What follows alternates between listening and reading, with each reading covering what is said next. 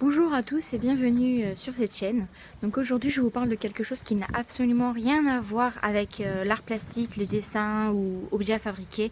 Là c'est vraiment différent. Donc je voudrais parler de l'association, des associations de protection animale. Je fais partie d'une d'entre elles en Seine-et-Marne, dans le 77, ce qui est basé en Île-de-France. Donc je voudrais vous en parler parce que c'est surtout qu'elles ont vraiment besoin d'aide en fait. Elles ont besoin d'aide aussi bien de familles d'accueil. Donc famille d'accueil, ça consiste à prendre un animal, et enfin un ou plusieurs, vraiment comme vous avez la place, à prendre un animal et à l'aimer, lui faire des câlins, vraiment s'en occuper comme vous pourriez faire avec votre enfant. Et c'est tous les avantages sans les inconvénients. C'est-à-dire que bien sûr vous devez surveiller que l'animal est pas malade ou juste comme ça, mais en général c'est l'association qui prend en charge tout ce qui est alimentation et frais vétérinaires. Vous avez juste à le garder chez vous en sécurité jusqu'à ce qu'il soit adopté par quelqu'un. Après, vous pourriez l'adopter également, il n'y a rien qui vous force, mais c'est vraiment ça. Après, il y a aussi famille de quarantaine, c'est-à-dire que vous pourriez être famille de quarantaine, c'est avoir une pièce vide chez vous, ou une pièce vide, entre guillemets, c'est une pièce sans animal dedans. Donc vous pouvez avoir vos animaux à vous, mais qui ne puissent pas accéder à cette pièce pour mettre l'animal en quarantaine pendant au moins 3 semaines. Mais normalement, c'est la quarantaine, c'est 40 jours. Ça dépend des associations. Donc ce serait pour aider les associations parce qu'ils récupèrent des animaux malades dans la rue qui peuvent être atteints du sida du chat, qui peuvent avoir du coryza, qui peuvent avoir de l'herpès et encore d'autres maladies.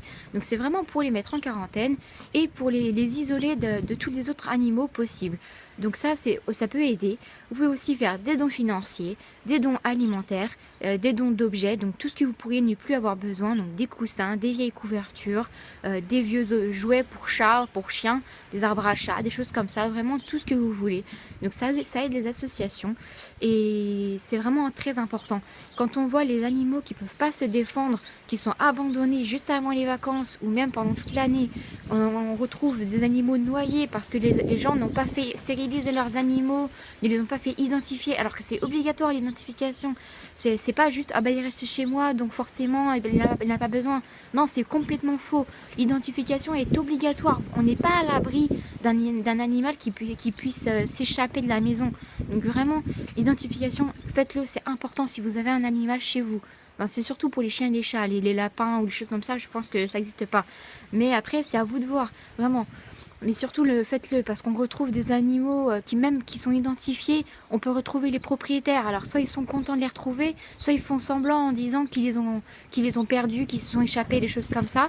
Et on retrouve les propriétaires, on peut porter plainte contre eux, parce que c'est de la maltraitance. Il y en a certains qui les prennent, ils les attachent à des arbres dans les forêts, et ils les laissent comme ça mourir de faim, de soif, et soit on les retrouve à temps, et donc on peut essayer de les sauver, soit des fois ça peut être trop tard et on retrouve simplement les os, et c'est vraiment horrible comme découverte. Ça peut être des enfants.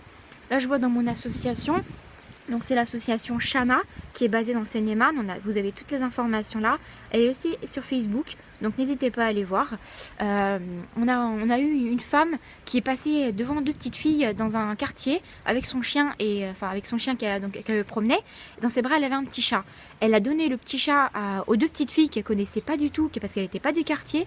Elle leur a donné en disant qu'elle l'avait trouvé dans la poubelle, alors que ce quartier, c'est impossible parce que les poubelles sont souterraines. On n'y a pas accès. Donc, c'est juste un exemple. Mais voyez la maltraitance, c'est vraiment horrible. Donc s'il vous plaît, si vous pouvez chercher une association à côté de chez vous pour les aider, même en étant juste bénévole, pour des fois il y a des opérations croquettes dans les magasins, en étant bénévole pour être présente sur le stand, pour donner des informations si vous les connaissez sur les chats, sur les chiens, peu importe. Donc si vous pouvez aider, vraiment faites-le. Il y a même des associations qui ont plus d'1 an, qui peuvent faire